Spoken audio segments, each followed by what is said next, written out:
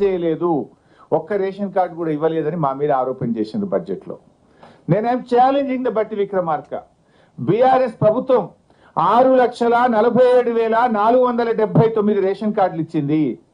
కొత్త సభ్యులను కూడా ఇంట్లో కొత్త సభ్యులు పిల్లలు పుట్టినా పెళ్లి చేసుకొని కోడలు వచ్చినా కొత్త సభ్యులను కూడా యాడ్ చేసినాం.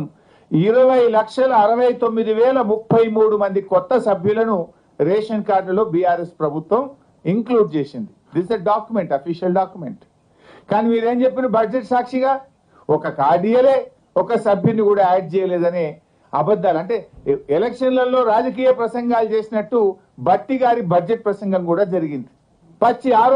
పచ్చి అబద్ధాలు, పిచ్చి ఆరోపణలతోని బట్టి గారి ప్రసంగం ఈ రోజు కొనసాగింది. అంటే అరచేతిలో వైకుంఠం, ఆద్యాంతం అబద్ధాలు. అరచేతిలో వైకుంఠం చూపించారు, ఆద్యాంతం వారి ప్రసంగం అంతా అబద్ధాలతో కొనసాగింది. 72 పేజీల బట్టి గారి ప్రసంగం గురించి చెప్పాలంటే పోయినసారి 70 పేజీలు ఉండే, ఈసారి 2 పేజీలు పెరిగింది. బడ్జెట్ లో 2 పేజీలు పెరిగినాయి తప్ప పేదల సంక్షేమం మాత్రం పెరగలేదు. ప్రజలకు ఇచ్చిన హామీలకు బడ్జెట్ లో చోటు లేదు. ఎన్నికల ముందు అబద్ధాలు, అధికారంలో వచ్చిన తర్వాత కూడా ఈరోజు అబద్ధాలే మాట్లాడుతూ వచ్చినారు. అంటే వారి ప్రసంగం అంతా కూడా 72 పేజీల ప్రసంగ సారాంశం అరచేతిలో వైకుంఠం, ఆద్యాంతం అబద్ధం. ఇది బట్టి గారి ప్రసంగం యొక్క సారాంశంగా మనం చెప్పుకోవాల్సినటువంటి అవసరం ఉంది. ఇకపోతే బడ్జెట్ లో రాష్ట్ర ప్రజలు ఎంతో ఆశగా ఎదురు చూశారు. ఎందుకంటే వీళ్ళు ఏం చెప్పిండ్రు, ఒకవైపు బట్టి విక్రమార్క సంతకం పెట్టి మరొక వైపు రేవంత్ రెడ్డి సంతకం పెట్టి ప్రజలు నమ్ముతలేరని బాండ్ పేపర్లు పంచారు ఇంటింటికి. చివరికి సోనియా గాంధీతో ప్రజలకు ఉత్తరం రాయించారు.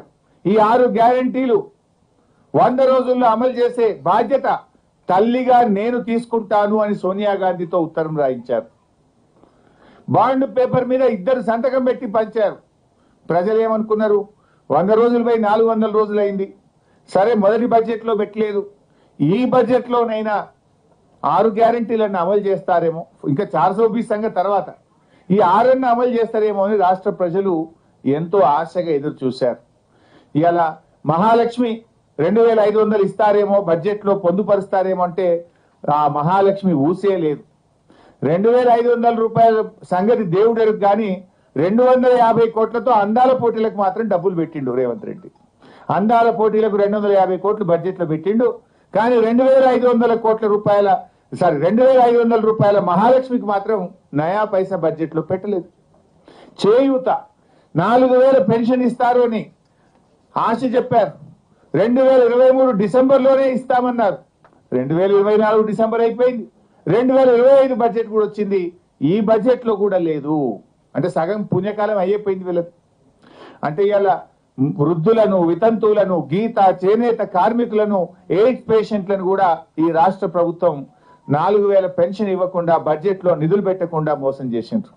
పెన్షన్ల విషయంలో ఒక పని అయితే చేసిండ్రప్ప, కొత్త పెన్షన్లు ఇవ్వలేదు కానీ ఉన్న పెన్షన్లు మాత్రం కూడా వీకిండ్రు. రేవంత్ రెడ్డి గారి 16 నెలల పాలనలో ఈ రాష్ట్రంలో 1,50,000 పెన్షన్లు తగ్గినాయి. 1,50,000 పెన్షన్లు కోత పెట్టిండ్రు. వీళ్ళు చెప్పింది 4,000 ఇస్తామని, 4,000 ఇవ్వలేదు కదా. ఉన్న పెన్షన్లలో 1,50,000 మందిని ఏరేసిండ్రు. I'm challenging.